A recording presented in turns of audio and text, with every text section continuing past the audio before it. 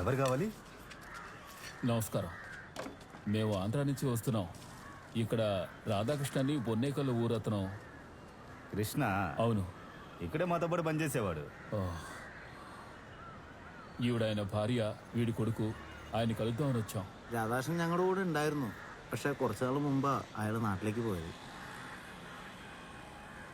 మాకు ఆ తర్వాతే తెలిసింది ఆయన ఎందుకు మాతో కలిసి పనిచేశారు, ఎవరిని వెతుక్కుంటూ వచ్చారని.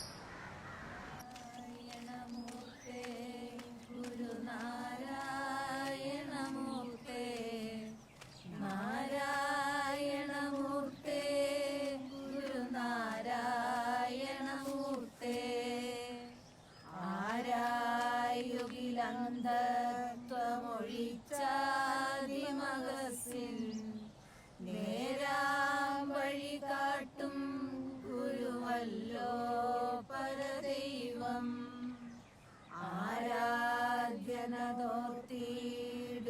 ഞങ്ങൾ കവിടുന്ന നാരായണമൂർത്തേ.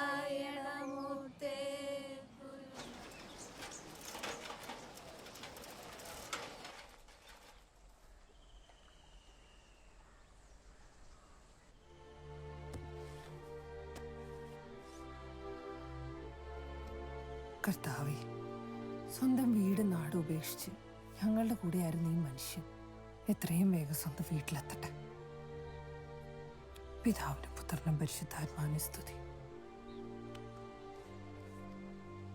എത്രയും വേഗം കുടുംബമായിട്ട് പോയി സന്തോഷമായിട്ട് ജീവിക്കും. ఎట్టి పరిస్థితుల్లోనూ చదువు మానద్దు.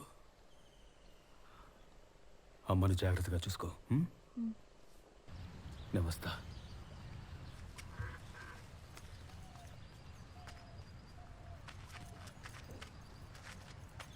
രാധാകൃഷ്ണ, ഞങ്ങളെ മറക്കല്ലോ. మీరు చేసిన మేలు, మీ ప్రేమ చచ్చేంత వరకు నేను మర్చిపోను.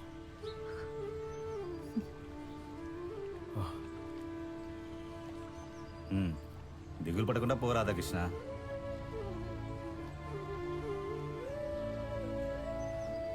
మణికంఠ రాజన్, నేనన్నా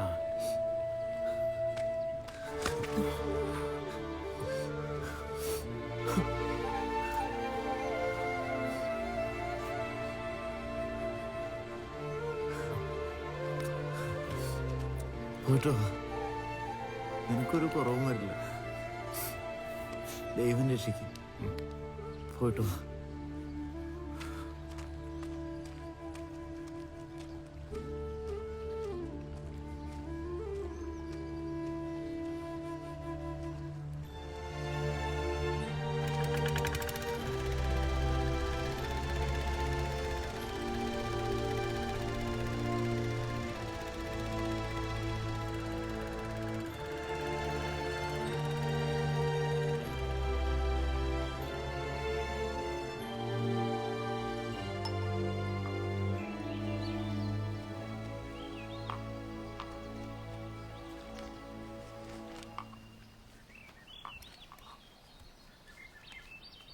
രാധാകൃഷ്ണൻ ചേട്ടൻ ഇവിടെ ജോലി അന്വേഷിച്ച് വന്നതെന്നാ ഞങ്ങളൊക്കെ കരുതി.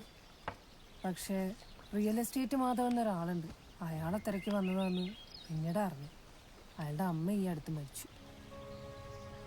കർത്താവ് നമ്മുടെ പ്രാർത്ഥന കേൾക്കാണ്ടിരിക്കില്ലെന്നേ. രാധാകൃഷ്ണൻ വേഗം നിങ്ങളുടെ വീട്ടിലെത്തും.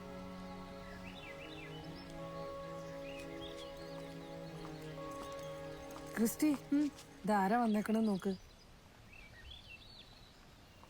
നമ്മുടെ രാധാകൃഷ്ണൻ ചേട്ടന്റെ കുടുംബം ചേട്ടനെ തിരക്കി വന്നതാണ്. ആണോ? നമസ്കാരം. എന്റെ മോളാ. ചേട്ടൻ നിങ്ങളെ പറ്റി എപ്പോഴും പറയാറുണ്ടായിരുന്നു. ചേട്ടനെ കാണുമ്പോൾ പറയണം, ഇവിടെ ചായക്കട നടത്തുന്ന ഫിലോമീന്റെ മോള് നന്നായി പഠിക്കണ്ടെന്ന്. ഒത്തിരി സന്തോഷാവും.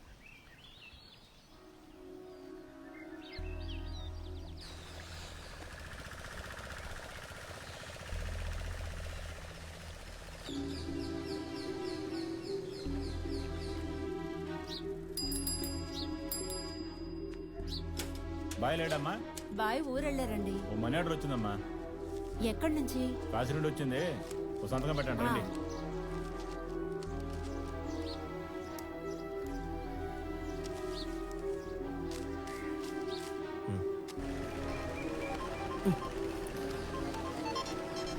హలో. హలో అన్నయ్య, నేను నిత్యని మాట్లాడుతున్నాను. చెప్పు. అన్నయ్య, ఇప్పుడే నాన్న మనీ ఆర్డర్ పంపించారు. ఇప్పుడే రసీదు చూశాను. చెప్పు. నగర కార్యాలయం వారణాసి కాశీ అని రాసిందన్నయ్య. అమ్మా, నాన్న కాశీలో ఉన్నారట. కాశీ నుంచి మనీ ఆర్డర్ పంపించారట.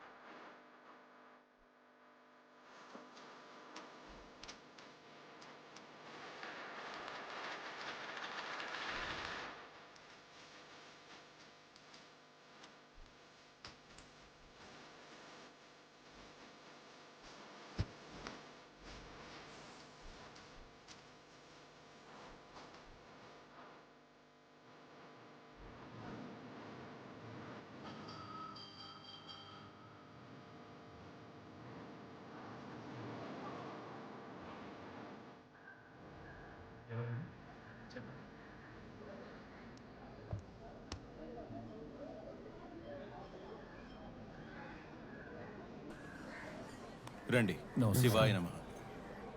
రాధాకృష్ణ అని పొన్నేకల ఊరత్నం. సరే. ఆయన్ని వెతుక్కుంటూ వచ్చాం. ఈవిడైన భార్య. నమస్కారం. ఆయన ఇక్కడి నుంచే ఈ అడ్రస్ నుంచే మనీ ఆర్డర్ పంపించారు. అందుకే ఆయన్ని మీరు చూసారా? ఆయన ఇక్కడే ఉండేవారు. ఆహా. ఈ మఠంలోనే పనిచేసేవారు. అక్కడేం చేస్తున్నారు? ఎప్పుడూ ఆ నదీ తీరాన్ని చూస్తూ నించుంటారే? కింద సాధువులందరూ భోంచేయకుండా ఉన్నారు స్వామి. కిందకెళ్ళండి.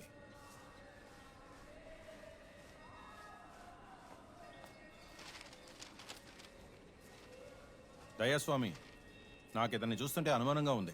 ఊళ్ళో ఏదో తప్పు చేసి ఇక్కడికి వచ్చి తలదాచుకుంటున్నట్టు అనిపిస్తోంది. ఎందుకైనా మంచిది ఒక కన్నేసి ఉంచండి. స్వామి అలా అంటారా?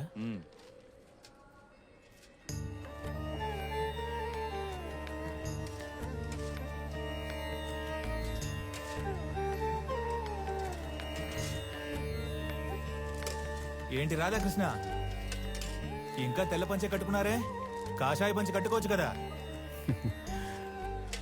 అన్నిటికీ నవ్వేనా ఏంటి స్వామి?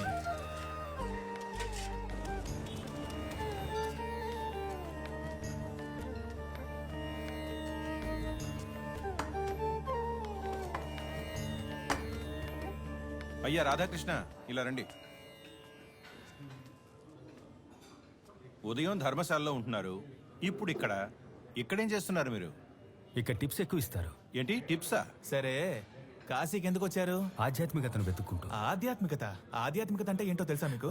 స్వామి, నాకు పనులు ఉన్నాయి స్వామి, నేను వెళ్తా. ఏమండి, ఇలా రండి, కూర్చోండి. కూర్చోండి స్వామి. ఆధ్యాత్మికత గురించి మీకు ఏం తెలుసు? మేమందరం జ్ఞాన మార్గానికి ఇక్కడికి వచ్చాం. ఆధ్యాత్మికత అంటున్నారే, ఆదిశంకరులు ఇచ్చిన అద్వైతం గురించి తెలుసా మీకు? మీలో కూడా దేవుడున్నాడు తెలుసా? ఏం స్వామి, ఆయనతో మీరు అహం బ్రహ్మస్మి గురించి మాట్లాడుతున్నారు? అప్పాలు దోశల గురించి తెలుసు, అద్వైతం గురించి ఆయనకేం తెలుసు? ద్వైతం అంటే ఏంటో తెలుసా? విశిష్ట అద్వైతం అంటే? డబ్బు కోసం పాకులాడే వ్యక్తికి ఇవన్నీ తెలుస్తాయా? మీరు తినండి స్వామి.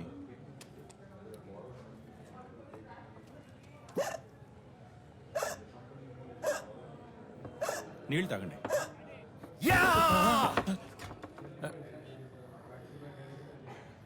వెక్కిలు వస్తే నాకు ఆపడం తెలుసు. క్షమించండి స్వామి, మీరు తినండి. స్వామి, ఎక్కిళ్ళు ఆగిపోయాయా?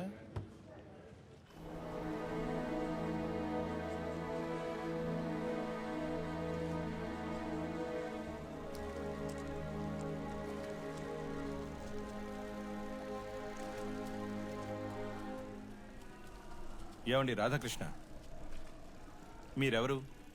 ఇక్కడికి ఎందుకు వచ్చారు? చేతిలో ఒక ఫోన్ లేదు, కాషాయ వస్త్రము కట్టడం లేదు. మాకు మీ మీద అనుమానంగా ఉంది. నిజం చెప్పండి, ఎందుకు వచ్చారు ఇక్కడికి? నేను మీలాగా తెలివైన వాడినో జ్ఞానినో కాదు. ఊళ్ళో నా కుటుంబాన్ని, పిల్లల్ని వదిలేసి వచ్చాను. వాళ్ళని కాపాడడానికి నేను సంపాదించే డబ్బు మాత్రం సరిపోదు. నా పుణ్యాన్ని కూడా పంపాలనుకున్నాను. అందుకే మన ధర్మశాలలో పనికి చేరాను. ఆ పుణ్యం నా కుటుంబాన్ని కాపాడుతుందని నమ్ముతున్నాను. బాబులు ఓడిపోయిన ఊర్లో పిల్లలు గెలవడం అంత సాధారణ విషయం కాదు స్వామి.